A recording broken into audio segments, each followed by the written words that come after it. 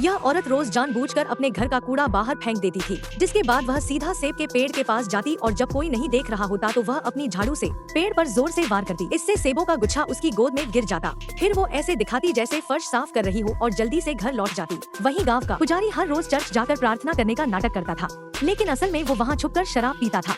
इसके बाद वह जेल जाता और दिखावा करता कि वो कैदियों से मिलने आया है, लेकिन असल में वह बस उनके ऊपर थूकने आता था। पर जैसे ही पुजारी वहाँ से जाता, कैदी उठ जाते और अपनी चम्मच से धीरे धीरे जमीन खोदने लगते। दूसरी तरफ एक बूढ़ा आदमी था जिसने अपने बिस्तर के नीचे सोने की तिजोरी छुपा रखी थी। वह हर दिन उसे खोलता, सोने को देखता और फिर वापस रख देता। लेकिन इन सब बातों को गाँव का बेवकूफ आदमी भी देख लेता है। वो हमेशा हाथ में चाकू और कांटा लिए खाने का इंतजार करता रहता, लेकिन उसकी पत्नी उसे बस एक कटोरी चावल लाकर देती थी। फिर वो टोकरी लेकर घर से बाहर चली जाती। बाद में पता चला कि वह औरत गांव में पेड़ लगाने वाले आदमी के साथ चोरी छुपे मिलने आती, लेकिन एक दिन जब वे दोनों जंगल में मिल रहे थे तभी उन्हें ऊपर से एक बूढ़ी औरत देख लेती है जो हमेशा दूसरों की बातों में झांकती रहती थी। एक दिन पूरा गांव चर्च में प्रार्थना कर रहा था, तभी वही बेवकूफ आदमी चुपचाप एक सीढ़ी लेकर बूढ़े आदमी के घर पहुंचा और खिड़की से अंदर घुसकर उसका सारा सोना चुरा लिया और उस बूढ़े आदमी को खिड़की से नीचे फेंक दिया। यह सब पेड़ लगाने वाला देख लेता है और उसे भी जानने की उत्सुकता हुई, इसीलिए वह भी सीढ़ी चढ़कर ऊपर देखने लगा। लेकिन तभी बूढ़ी औरत वहाँ पहुँच गई और जोर जोर से मदद के लिए चिल्लाने लगी। पेड़ लगाने वाला पकड़ा गया क्योंकि सबको लगा कि वही चोर है। तभी उस बेवकूफ आदमी ने इस मौके का फायदा उठाया और वह चुपचाप छत पर चढ़ गया, जबकि पेड़ लगाने वाले को जेल भेज दिया गया। गांव वालों ने उस बेगुनाह पर गंदा पानी फेंका, यहाँ तक कि कैदियों ने भी उसे डराने की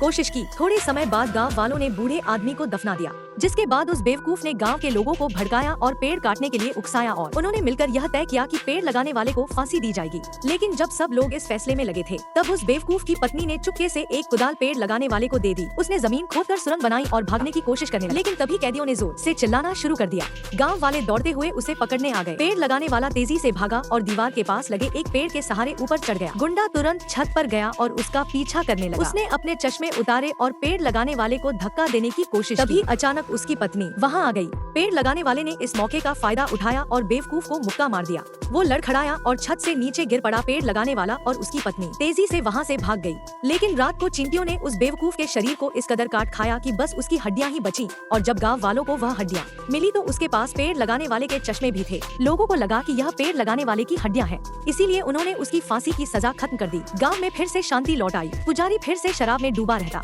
औरत अब भी चोरी से सेब गिरा कर ले जाती थी और बूढ़ी औरत सबकी बातें चुपके से सुनती रहती। लेकिन इस छोटे से गाँव में इंसानों की हर तरह की बुरी आदतें खुलकर सामने आ चुकी थी।